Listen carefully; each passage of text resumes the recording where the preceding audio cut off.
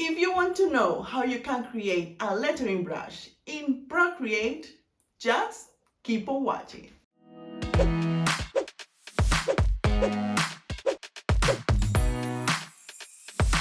Hello and welcome back to my channel. My name is Natalia, the friendly creator behind Akai Hana Art. And for this community, I create videos and assets for illustration, design, and digital planning. So if you like this kind of topics, don't forget to subscribe to my channel, hit the notification bell so you won't miss anything, and like the video if you want to watch more videos related to this one. So this is the final video on a series of videos that I have created on how to make brushes for Procreate.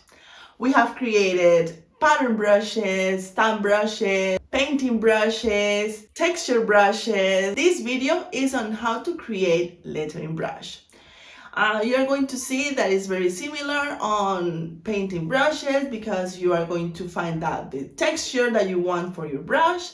And the only difference is that you increase the amount of help that Procreate gives in order for you to create your hand lettering without messing up. So a couple of things before I go.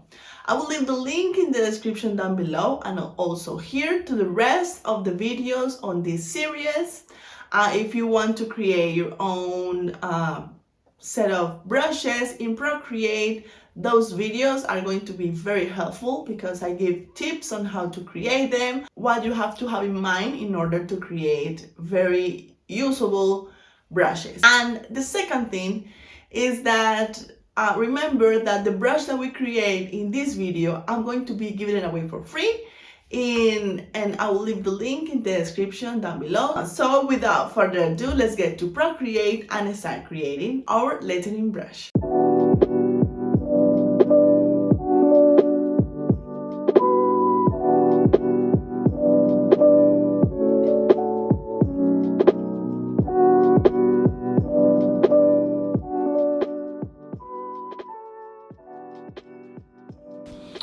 Okay friends, we are going to start by creating a canvas. We could use a screen size canvas, it doesn't matter, it's only to test and try our brush.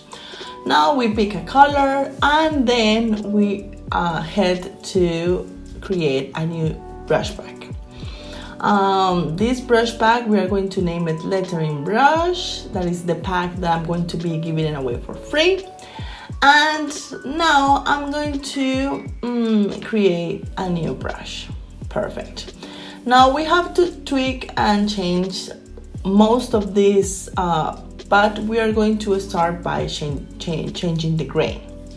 I'm going to use the grains that are in the library, which is great because we have a bunch of different options.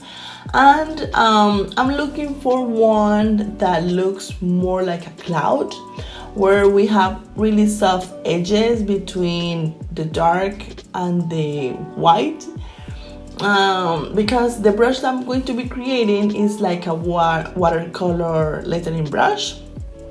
So I'm looking for these like clouds. I choose this one, but I want to have one that has more contrast between clear and dark. I'm going to change to texture because we want that to be a texture, and also I'm going to increase the scale so the contrast between dark and clear are not so hard. I'm going to be changing the contrast and the saturation, and now I'm going to be changing the shape. This is a particular taste. This is the thing that I want. I'm also going to be using the source library for this, and I want to be using a shape like a stroke, like an ink, like an ink shape. So now we are going to be changing most of these settings. We are going to be starting from the top down, and we are going to start with the stroke path.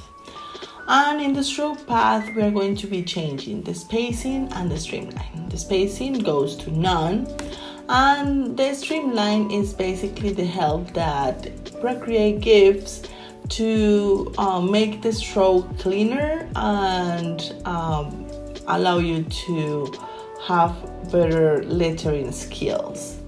Let's say it that way. If I create a stroke and I move around a little bit the streamline, you can see that the stroke goes cleaner or more curvy as I move it. Okay, now we are going to go to Topper, and this is a particular test of mine. If you want this, you can change it. This is basically how to make the pointy edges at the beginning and at the end of the stroke. And if you don't want to do that, you don't have to, but it is a particular taste of mine, so that's why I change it. Okay, now we are going to move along with rendering. And in the rendering, I choose the intense bleeding because I want my stroke to be more defined and saturated. That's why I choose that one. And also, I'm going to be moving around the wet edges and the flow due to this is a watercolor brush and this is a watercolor. So I want this water characteristics to have in my brush. This is how it looks. You cannot see very well, but when you make your own, you can see how it looks. Perfect. Now we're going to head to wet mix. You can change that, but you don't have to. Now we are in color dynamics, and in color dynamics we are going to be moving around some stuff, but not in this brush. Now we're going to be changing in the Apple Pencil settings. We are going to be changing the size and the opacity. The opacity goes to none, and the size you can make it as big as 38% or 40 something percent. This is basically when you pressure the pencil, the stroke goes bigger. In properties, we are not going to change anything. And now we head to name our brush and put it our brand. As I always tell you, this is one of the most important settings in this brush creating process. Because if you are going to sell your brushes, you want your brushes to have your logo and your name. And once you put it, it's printed in the brush so nobody can steal your creations. This is a very important one. Okay, now I'm going to be trying a little bit my brush, and as I told you, I didn't touch the color dynamic because I want to create another brush and show you how fun that setting can be. But yeah, now I'm going to be smudging with the same brush. I'm going to be using a smudge, and I'll give it a better look to my hello. Okay, now I'm going to be duplicating this brush, and to the duplicate I'm going to be changing the color dynamics just for fun. You don't have to do this except you want your brush to look like mine.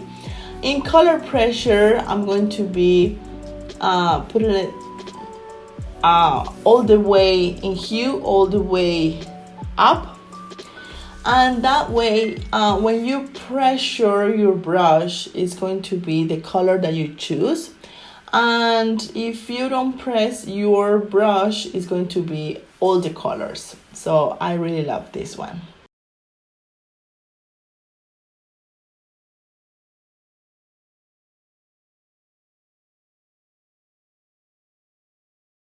So that's it for this video. Thank you so much for watching. I hope you find it useful and you were able to learn how to create your own lettering brush.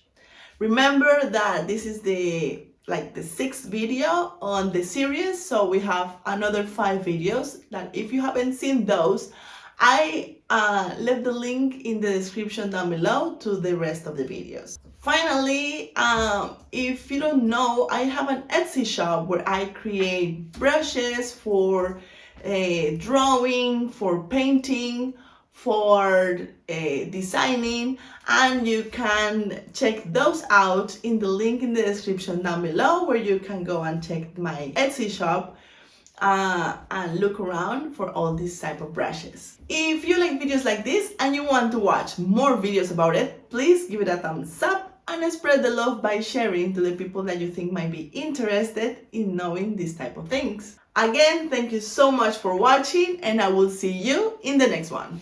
Bye!